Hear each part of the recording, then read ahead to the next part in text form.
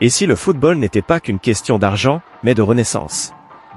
Imaginez, un gamin de 17 ans qui fait trembler le monde entier avec un but légendaire contre l'Inter Milan.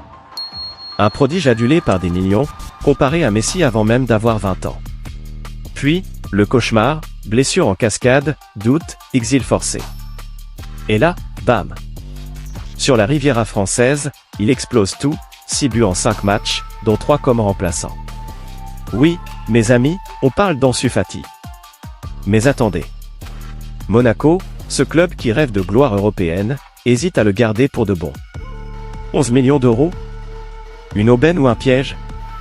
Accrochez-vous, parce que dans cette vidéo, on plonge au cœur de cette saga qui pourrait redessiner le futur de la Ligue 1. Abonnez-vous, likez, et activez la cloche, on y va pour plus d'analyses brûlantes. Bonjour à tous, et bienvenue sur Footforge Actu, la référence pour tout ce qui chauffe les crampons en Europe. Aujourd'hui, on attaque direct dans le vif du sujet, l'AS Monaco et Ansu Fati.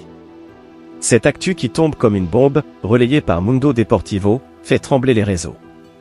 L'AS Monaco n'a pas encore l'intention de recruter Ansu Fati. Titrent les journaux espagnols. Mais qu'est-ce que ça veut vraiment dire? Est-ce un bluff, une stratégie, ou un vrai frein? On va décortiquer ça ensemble, avec des faits, des chiffres, et même des anecdotes croustillantes de la Masia. Prêt? Allons-y. Commençons par le contexte, parce que sans lui, on est perdu dans le foot business. Ansu Fati, c'est pas n'importe qui.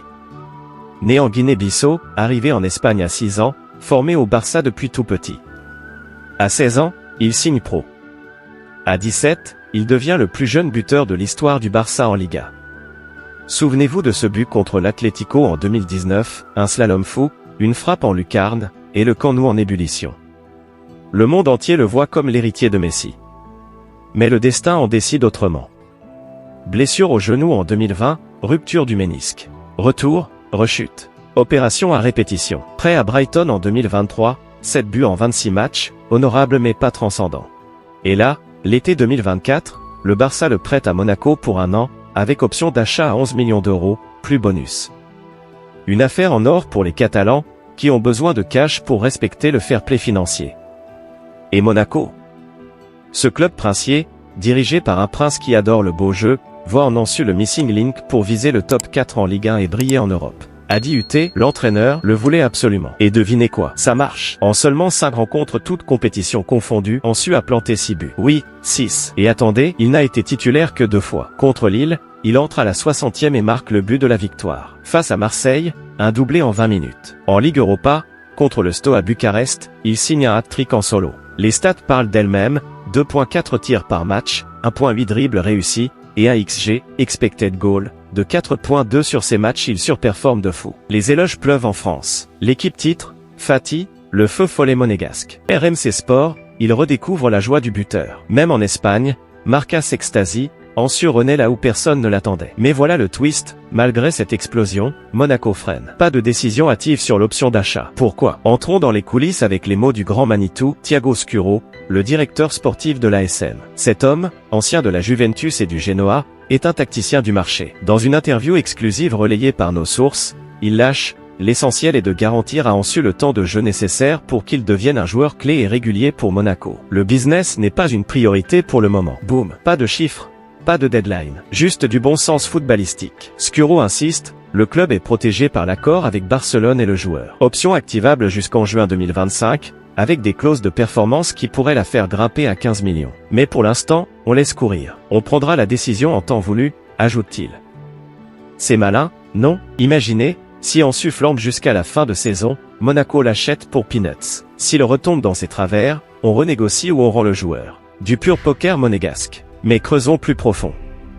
Qu'est-ce qui fait qu'Ansu explose comme ça à Barcelone? Sous Xavi puis Flick, il était coincé dans un rôle hybride, entre ailier et faux neuf. Blessure aidant, il n'avait plus la confiance. À Monaco, c'est l'inverse, temps de jeu garanti, même en rotation. Il joue 250 minutes en 5 matchs, c'est du luxe pour un prêté. Ensuite, l'environnement. La principauté, c'est pas Barcelone avec sa pression monstre. Pas de paparazzi à chaque coin, pas d'attente messianique. Juste du foot, du soleil, et une équipe jeune et ambitieuse. Ces périodes sombres en Catalogne, elles l'ont forgé. J'ai appris la patience, la résilience, confiait-il récemment à l'équipe. Son père, qui l'accompagne partout, et son rock. Et ce séjour récent à Barcelone, une masterclass de reconnexion. Pendant la trêve internationale d'octobre 2025, Ansu file à la Ciutat Esportiva pour retrouver ses potes de la Masia. Pas étonnant qu'ils reviennent gonflés à bloc pour le choc contre le PSG ce week-end. Maintenant, zoomons sur l'impact global à Monaco. L'ASM est 3e en Ligue 1 après 8 journées, avec 18 points. Ansu, c'est pas juste des buts, c'est de l'animation. Ses courses font dézonner les défenses, libérant Ben Yedder pour des 1-2 mortelles. En Europe, contre le Red Star Belgrade la semaine dernière, son but de la 89e a sauvé un point crucial. Sans lui, Monaco serait peut-être 6e, en train de stresser pour les playoffs. Et financièrement, 11 millions pour un joueur de 22 ans avec 150 matchs pro, c'est une broutille. Comparé à Yann Couto, acheté 25e l'été dernier, ou à Enroland, 18e. Ansu, c'est du rendement X10. Mais Scuro a raison, ruchons pas. Et si une grosse blessure revenait? Et si le Barça regrette et rappelle? L'accord protège, Monaco peut activer, mais Barcelone a un droit de regard sur une revente future. Sur les forums, c'est l'euphorie, si on le garde, on vise l'AC indirect. Mais des doutes persistent. Sa fragilité physique, 3 opérations au genou en 4 ans. Son contrat au Barça expire en 2026 s'il signe à Monaco, les Blaugrana touchent une indemnité de formation. Malin. Spéculation now, et si Monaco active? Budget serré avec le nouveau stade en vue, mais 11e c'est jouable. Scuro vise un équilibre, vendre à Kliouche ou Cardona pour financer. Alternative, prêter encore 1 an, tester en C1. Mais franchement, avec ce rythme, pourquoi attendre? Ansu veut rester, Monaco m'a redonné la foi, dit-il. Le Barça, Laporta veut le récupérer, mais sans cash, dur. Florentino Pérez, au Real, lorgne déjà ironie du sort. Imaginons l'avenir. Scénario 1, Monaco achète, Ansu devient capitaine en 2027, mène l'ASM en demi de C1. Scénario 2, retour au Barça, mais version 2.0, avec Flick qui le titularise. Scénario 3, transfert record à 50e en Premier League. Lequel croyez-vous? Dites-le en com. Mais au-delà des chiffres, c'est une histoire humaine. Ansu, c'est le gamin qui rêve encore. Ce séjour à Barça, pas une fuite, une recharge. Avec Gavi, ils se sont promis de se retrouver en sélection espagnole pour l'Euro 2028. En conclusion, Monaco a raison de freiner. Le foot, c'est pas du trading pur. C'est du temps, de la confiance. Ansu brille, 6 buts en 5, éloge partout. Mais Scuro veille, le business attend. 11e euro, option alléchante, décision en juin. Entre-temps, on savoure le spectacle. Monaco, on vous suit de près. Voilà pour cette plongée dans la saga Fatih Monaco. Si vous avez kiffé, likez, commentez votre prédiction pour Ansu, et abonnez-vous pour plus d'actus foot exclusives. À bientôt sur Footforge Actu.